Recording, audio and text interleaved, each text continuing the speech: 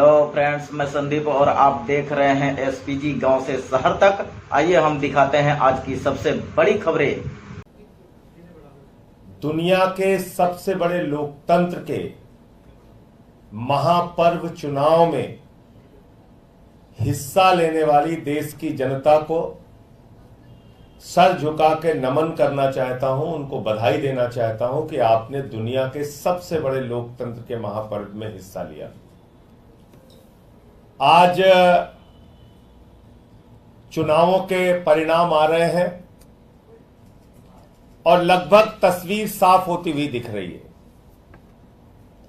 ये चुनाव कई प्रकार का संदेश दे रहे हैं। एक सबसे बड़ा संदेश इस चुनाव में दिया जा रहा है जनता के द्वारा कि 10 साल के भारतीय जनता पार्टी के शासन से लोग दुखी हैं, परेशान हैं और वो इस सरकार को हटाना चाहते हैं। महंगाई से दुखी हैं, बेरोजगारी से दुखी हैं, तानाशाही से दुखी हैं। जिस तरह से इस चुनाव में धनबल का इस्तेमाल किया गया, जिस तरह से इस चुनाव में ईडी तंत्र का इस्तेमाल किया गया, सीबीआई के तंत्र का इस्तेमाल किया गया, इनकम टैक्स के तंत्र का इस्तेमाल किया गया, पुलिस के तंत्र का इस्तेमाल किया गया, सारे विपक्ष को पकड़ पकड़ के जेल में डाला गया। हमारी पार्टी के मुखिया अरविंद केजरीवाल सहित हमारे शिक्षा मंत्री, हमारे स्वास्थ्य मंत्री मनीष सिसोदिया और सत्येंद्र जैन को जेल में डाला गया। पूरे चुनाव को प्रभावित करने की एक गहरी साजिश रची गई। उसके बावजूद भारत के लोकतंत्र की यह खूबसूरती है कि देश की महान जनता ने कहा बीजेपी वापस जाओ। यह नारा है इस देश की जनता का।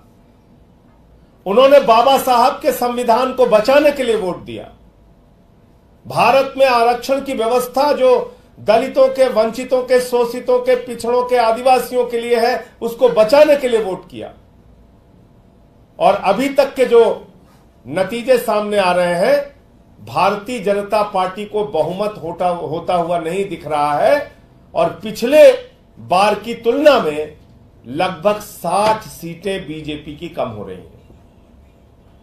अब जरा सी भी नैतिकता है भारत के प्रधानमंत्री में, जरा सी भी नैतिकता अगर देश के प्रधानमंत्री नरेंद्र मोदी जी में है तो उनको इस्तीफा दे देना चाहिए, क्योंकि उन्होंने तो 400 पार का नारा दिया था।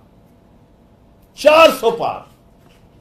लेकिन देश की जनता समझ गई कि ये 400 पार चाहिए संविधान को बदलने के लिए, ये 400 पार चाहिए आरक्षण को खत्म करने के लिए, ये 400 पार चाहिए अपने पूंजीपति मित्रों को फायदा पहुंचाने के लिए।